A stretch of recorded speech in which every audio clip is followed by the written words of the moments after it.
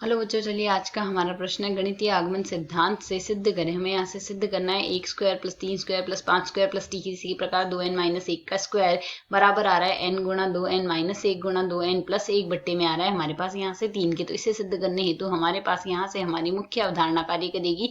मुख्य अवधारणा यहाँ से हम लेकर चलेंगे कि यदि अब गणितीय आगमन सिद्धांत से हमें इसे तो यहाँ से दिए गए कथन को हम n बराबर 1 हेतु सिद्ध करेंगे। n बराबर 1 हेतु यदि सिद्ध हो जाएगा तो इसे हम n बराबर k हेतु मान लेंगे कि दिया गया कथन हमें सत्य है। n बराबर k हेतु अब यदि n बराबर k हेतु हमने यह मान लिया तो n बराबर k प्लस 1 हेतु सिद्ध करेंगे। यदि n बराबर k प्लस 1 हेतु यह कथन सत्य हो जाता है तो n के प्रत्येक मान के लिए दिया गया कथन सत्य होगा गणितीय आगमन सिद्धांत से। तो यदि n बराबर 1 हेतु लिखे तो इसका जो बायां पक्ष है वह हमारे पास क्या लिखा जाएगा, केवल 1 का स्क्वायर अर्थात 1 आ गया। और दायां पक्ष RHS बराबर क्या आ जाएगा, n के स्थान पर 1 प्रतिस्थापित करेंगे। 1 गुणा 2 माइनस 1 गुणा में 2 प्लस 1 बट्टे में आएगा हमारे पास यहाँ से 3। तो जैसा कि हम देख सकते हैं 3 से 3 कट जाएगा, 2 माइनस 1 बराबर 1 आ जाएगा।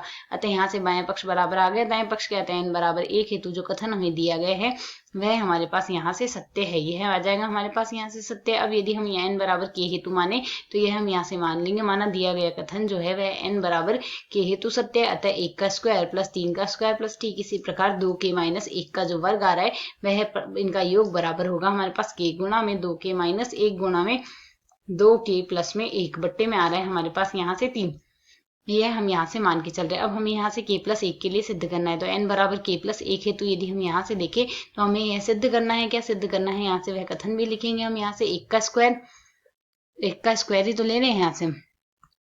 1 का स्क्वायर प्लस 3 का स्क्वायर प्लस ठीक इसी प्रकार 1 का स्क्वायर प्लस 3 का स्क्वायर प्लस ठीक इसी प्रकार 2k माइनस 1 का स्क्वायर तो है ही। और यहाँ से इसके अगला पद हम क्या लिखेंगे, k के स्थान पर k प्लस 1 लिखेंगे। 2k प्लस 1 का स्क्वायर आएगा। यह हमारे किसके बराबर यहाँ से सिद्ध करना है, यह हमें सिद्ध करना है। k के स्थान पर k प्लस 1 रखेंगे तो k 1/3 आ जाएगा। k के स्थान पर k प्लस 1 आ जाएगा। और इसके अगला पद हमारे पास यहाँ से क्या आ जाएगा, इसके अगला पद आएगा 2k प्लस 1 आ गया तो 2k प्लस 1 आ जाएगा और साथ ही आएगा 2k प्लस 3 आ जाएगा। इसके बराबर हमें यहाँ से सिद्ध करना है। तो इसे सिद्ध करने के लिए यहाँ से हम क्या करें, बायां पक्ष लेके चले। LHS बराबर हमारे पास यहाँ से क्या आएगा, 1 स्क्वायर प्लस 3 स्क्वायर प्लस ठीक इसी प्रकार यही प्रक्रिया चल रही है। 2k प्लस 2k माइनस 1 का स्क्वायर आ रहा है प्लस में आ रहा है 2k प्लस 1 का स्क्वायर। यहाँ से यदि अब हम इतने पद को देखें, इतने पद को तो हमने पहले ही सरल किया हुआ है। n बराबर k मान के यह जो आना वही प्रतिस्थापित कर दे, मान क्या आ जाएगा 1/3 गुणा k प्लस 2k माइनस 1 आ रहा है और साथ ही गुणा में आ रहा है 2k प्लस 1 ही। प्लस में हम 2k प्लस 1 का स्क्वायर लिख रहे हैं यहाँ से।